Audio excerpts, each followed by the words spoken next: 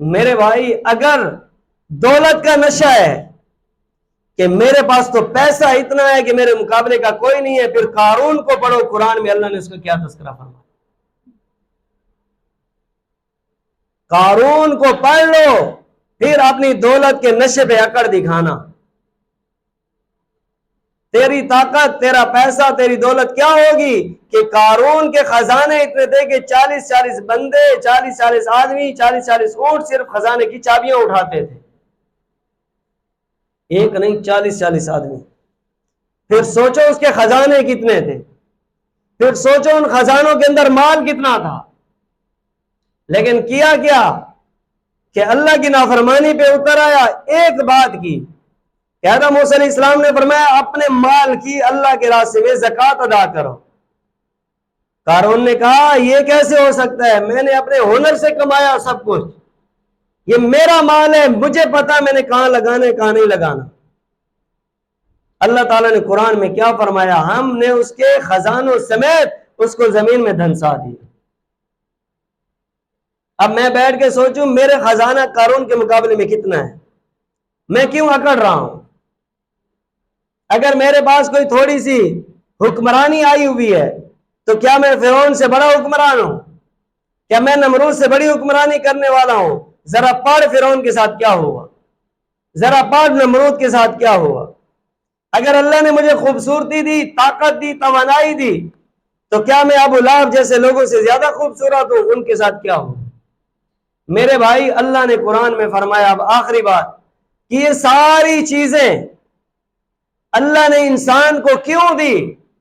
یہ دنیا کی ضرورت ہیں، لیکن ہم نے اس ضرورت کو کہاں بدل دیا؟ الہاکم التکاثر حتی زرتم المقابر۔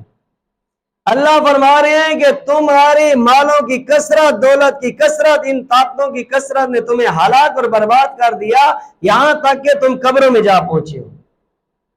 لڑائی ہو رہی ہے زمین کے اوپر، تنازع ہو رہے ہیں، اس حال میں مر کے قبر میں جا پہنچے، زمین وہیں رہ گئی ہے۔ 4 پیسوں پہ لڑائی ہو گئی ہے، پیسے یہیں رہ گئے، دونوں قبروں میں جا پہنچے۔ تو میرے بھائی آج ہم تہیہ کریں، بیٹھ کے سوچیں، اگر میرے پاس اللہ کی دی ہوئی کوئی نعمت ہے تو اس کا سب سے بڑا شکریہ یہ ہے کہ میں اللہ کی ان نعمتوں کو صحیح جگہوں پہ استعمال کروں، صحیح معنوں میں استعمال کروں۔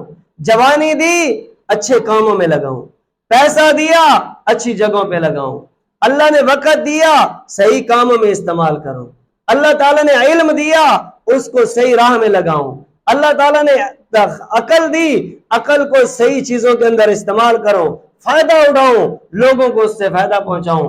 دولت دی ہے، جو بھی اللہ تعالیٰ نے دنیا کے اندر نعمت دی، پہلا اللہ کا شکریہ یہ ہے کہ اس کو سچے اور صحیح کاموں میں استعمال کریں۔ دوسرا اللہ کا شکریہ ادا کریں کہ اللہ تو نے مجھے اندھا نہیں بنایا، تو نے مجھے کانوں سے بہرا نہیں بنایا، تو نے مجھے زبان کا گنگا نہیں بنایا، تو نے مجھے ہاتھوں کا لولا نہیں بنایا، تو نے مجھے ٹانگوں سے لنگڑا نہیں بنایا، فلاں کو دیکھ ایسی زندگی۔ یا اللہ تجھے میں لاکھ شکر ادا کرتا ہوں کہ تو نے مجھے اس سے اچھی زندگی عطا فرمائی۔ جب ہماری زندگی میں یہ شکریہ، یہ نعمتوں کی شکر گزاری کہ یہ پہلو آئیں گے، پھر جس حال میں بھی ہو، گاڑیوں پہ گھوم رہے ہو، بینک دولت کے اندر ہو، چاہے ایسیوں کے روم میں سو رہے ہو، پھر اللہ کے ہم نیک بندے شمار کیے جائیں گے۔